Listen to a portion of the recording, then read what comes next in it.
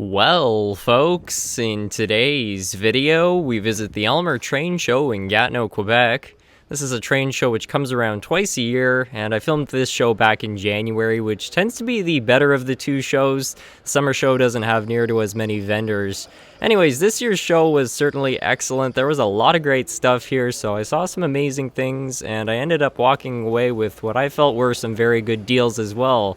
So kick back and relax, and I'll show you everything that I saw while I was here.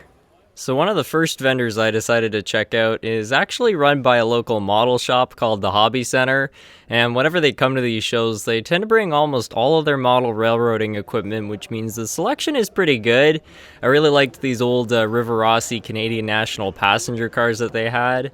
They also had a whole bunch of old Athearn Blue Box stuff, and their selection of locomotives was pretty good as well. They had this beautiful Proto GP18, an Ontario Northland F unit, which I think might have been kit bashed. Then they had this Lifelike North train, which is a product I wasn't even aware Lifelike ever made. They had another Ontario Northland locomotive, and also an old Burlington Northern switcher engine by AHM. On a shelf just below those, the selection of vintage locomotives continued. They had tons of old Bachmann, Lifelike, and Athearn Blue Box locomotives. One which kind of stood out to me was this old Sioux Line locomotive from AHM. It was in the wrong box, but it looked like a pretty cool piece. The store's owner Bill was also here testing every single engine before sale. They had a little bit in terms of end-scale equipment as well. A lot of it was actually kind of high-end too. Down towards the other half of the mall, there were some sellers like this one who weren't necessarily selling train stuff, but they did have some really nifty railroad pins. Just beside that, there was a person selling a whole bunch of vintage building kits, and they also had some miscellaneous rolling stock like this Champion Spark Plugs boxcar and this Main Central car by Lifelike. One thing I will say about this show is there was certainly no shortage of O-scale equipment. The amount of post-war Lionel here was very good, and some of it was kind of nice too, like they had this whole Canadian Pacific passenger car set and these two locomotives. They also had a really neat miniature O-scale layout. This might be one of the smallest O-scale operations I've ever seen before, but I think it is a nice touch for the table. And on the topic of displays, there was also this one, which is pretty much a staple at all the local train shows here. I don't know if there's a show I've been to where this table has not been present, and I was happy to see it back again. It's operated by one of the local train clubs, and it's very mesmerizing to look at. Not too far from the display, there was somebody selling a whole bunch of miscellaneous things. They had a few buildings, a decoder, some vehicles, as well as an entire lift bridge, which is certainly not something I was expecting to see. Looks like somebody put a lot of effort in, and I'm sure it would make a terrific addition to someone's layout. Now right across from that, there was a dealer who had a pretty unusual assortment of locomotives, including a GG1, a Mogul, a Shea, and even a Trix Class 485. It just goes to show you how random these train shows can be. You really don't know what you're going to find, and that tends to be one of the most exciting parts, especially when the prices are pretty darn good. I should note too that this show did have some higher quality stuff. You can see they had some rolling stock by MTH, Weaver, Dollar General, and even a little bit from Rail King. One of the local train clubs called Ottawa Valley N-Track was at this show, and I've always been a huge fan of this layout. There's just so much detail and eye candy on it. One thing I've never got to see though is a train actually go through this reversing section, and I've always wondered what this looked like, and I've got to say it was really nice to get to see it operate for the very first time in person.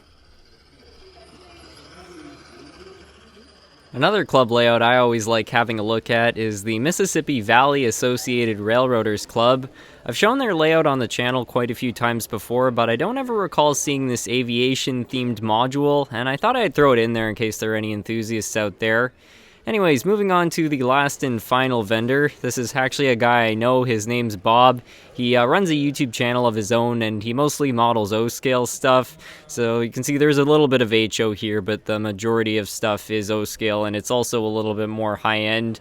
There's some really cool videos of his layout on his channel, so I'll throw a link to it in the description. It's called ID Taxi 1972. One thing that I thought was really interesting was this Allegheny steam locomotive. That looks like quite a beauty right there. One can only dream. Anyways, that was about it for the train show. I had a lot of fun, and I did end up purchasing all sorts of different things, quite the variety of stuff. So anyways, we'll head back home, and I'll show you all the different things that I decided to buy. Well, I'm now obviously back home from the train show, and as you can see, I had quite the haul this year. Caught a lot of good deals, which I'm very excited to show all of you. It's always so much fun going to these shows and looking for different things and getting to meet so many different people. Anyways, we'll dig in here. The first thing I decided to buy was a box of old track. And this came from that guy I was talking about earlier. And it's just a bag of kind of junky old brass track, and you might be wondering why I'd buy such a thing, but a lot of people have been talking to me about how, they want to get into the hobby on a budget, and this stuff is extremely cheap. So I bought all this track for $10, and my intention is to do a series on building a budget layout. So that'll be something for the future, and I think that this is going to play a major part in that. And also for possibly the budget layout series or another layout series, I bought some different buildings. I just couldn't resist. $5 Canadian, that's a pretty good price for something like this in my opinion. This is a really unique piece, it looks kind of abandoned. I'm almost kind of tempted to try to find a spot on my layout to put this, but we'll see. And then they also had this factory. This thing is just so cool. It really just looks like, your kind of Rust Belt sort of plant there with the old brickwork. I believe they only wanted $5 for it as well, so it's a pretty good deal in my opinion for what it is. Got an old cattle ranch, and this one could use a little bit of love here and there. It's definitely seen better days, but it's nothing that a little bit of CA can't, fix. And most of the parts are here, which is what's always important when buying anything, in my opinion. I believe this is part of the abandoned structure. And then right here, I decided to buy the Champion spark plug boxcar. I'm huge into the old Johnson Evinrude outboard motors, and even though NGKs are in theory a superior product, they do not work well with the old outboards. The Champions work best, I guess, because they have better silencing. They've never let me down, so having a boxcar for the layout kind of combines two things I like. And then I decided to buy this really junky decoder. It's supposedly in working order now. It is a DCS 123, and these are notorious for catastrophically failing. They've actually burned shells in locomotives, but I have a few and they've never let me down before, so I figured I'd just buy this, and if I ever have a junky metal locomotive, I'll throw it in there, and if it burns up, it burns up. It's not really a big deal, but with the cost of decoders these days, that's not a bad price. And now, on to the locomotives. Now, as I mentioned in the video, when I saw this, I don't know, it's not the greatest looking locomotive in terms of realism, but I really just couldn't help myself. And, okay, it actually appears to be a dummy engine. I didn't know that when I bought it. I guess I should have been a little more careful there, but still a cool engine. And it's not an AHM, it's actually an Athearn locomotive, which is interesting. This is great news, because the Athearn dummy locomotives use the same parts as the powered models. So if I threw some gears and a motor and everything, the chassis and the trucks themselves are already good to go. So maybe I'll do a video where we, convert this over into a regular locomotive. We'll see, but either way, I just thought that looked kind of cool. Now, I have a whole bunch of locomotives in here, and for anybody who's watched the channel for a while now, you'll know that I'm a very big fan of Lifelike, and that's not a joke. They're not the most popular brand in the community, and that's partly with good reason. They were a dirt cheap manufacturer, and they were not making the highest quality products, but one of my first trains was a Lifelike, and that thing still runs with all original parts and hardly any upkeep, so, I've got to give it credit for surviving my childhood. And compared to the Bachmans and Tychos of the same era, I do find they are slightly more reliable. The only thing that really seems to fail on them quite often is that they use these brass wheels, and when these sit for a long time, these oxidize over and they develop all kinds of different problems. When you run them, it usually scrapes that oxidization off and they start to run a little bit better, but I think these wheels are the main reason these locomotives get such a bad rap. I know there are some people out there who might disagree with me on that, but that's just been my experience after working on different model trains for 12 plus years. I also decided to buy the North train. I thought that this one just had a really neat paint scheme, and since I'm a big fan of Lifelike, my goal has kind of been to collect every variant of the FP40s, and since I haven't been able to find one in person, I'm guessing these things are not terribly common. Maybe in the United States they sold more of them, but yeah, I haven't seen too many in person. Also got a Metra model.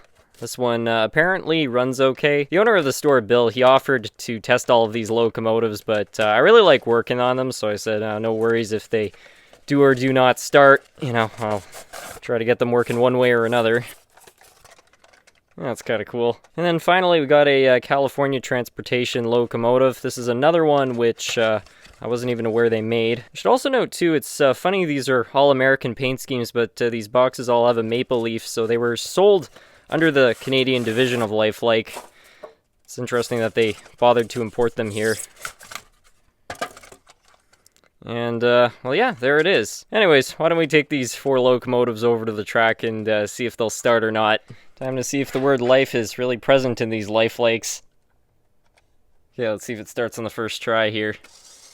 Yeah, it does.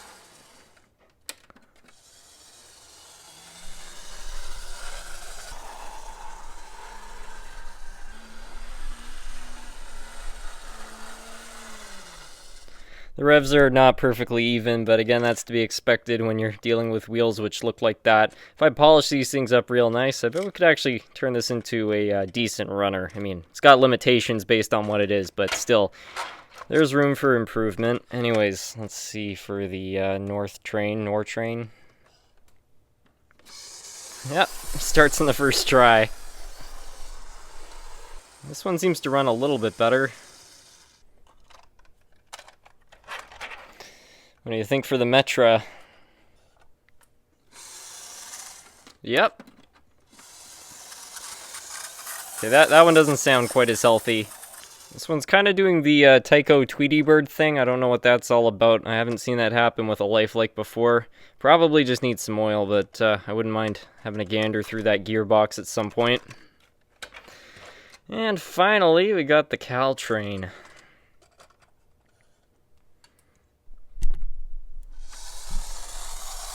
Yeah, it starts right up. Like, it's running half decent, but for the amount of voltage I'm giving it, this thing should be absolutely flying, so there's definitely room for improvement with this one as well. But we got 4 out of 4, so I'm pretty happy with that.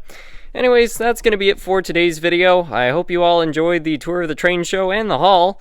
And with that, I just want to thank you all so much for watching.